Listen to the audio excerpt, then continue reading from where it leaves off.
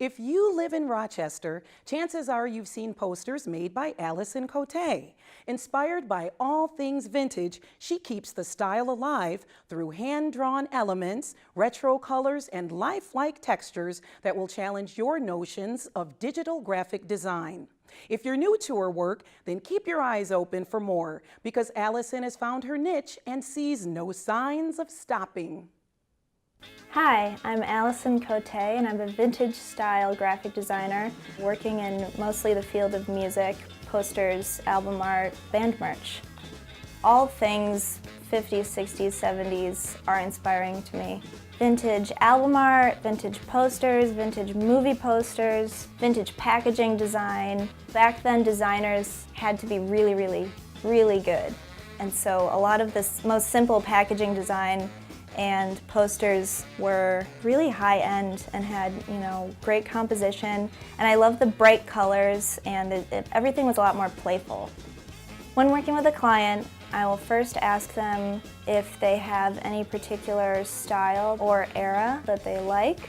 I'll have them point out past works of mine that they may be drawn to, or even past works of somebody else, just styles that they like the look of. If I'm working on merch or a logo, I'll do a series of sketches. And if I'm working on a poster, I'll either do a photo poster or an illustrated poster. The photo posters, I just take the photo, I'll make it look kind of vintage, I'll desaturate, add grain to make it look kind of old. And then in some cases I may recolorize the photo to look like a hand-colorized vintage photo.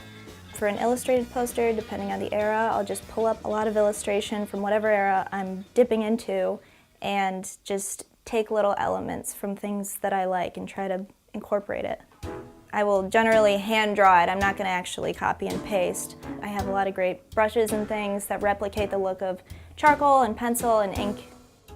Going into this, I did have a fear about what if people think that I'm plagiarizing or just ripping someone off, because I am replicating a very familiar look and I want to get that feel. But my thinking is I'm recreating a feeling of a time that has passed, and these artists who were working in that time period a lot of them are no longer working. I like to think of it as picking up where they left off. Both of my parents are working artists. I grew up in two separate houses. Each of them was a single parent who was also a working artist, and so I always believed that it was possible for me to be a working artist someday, and I never really doubted myself. That was an advantage I had, sort of believing early on that I was an artist because I was from the artist family, and I think that sort of helped me hone my craft earlier than some kids who maybe didn't believe that they had that power within them. I jumped around from a lot of different types of art.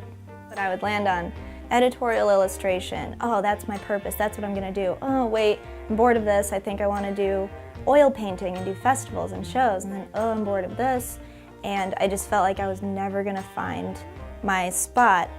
And it wasn't until I started making posters for my fiance's band, Dangerbird, and then other friends of bands. And they kept asking me to make these posters.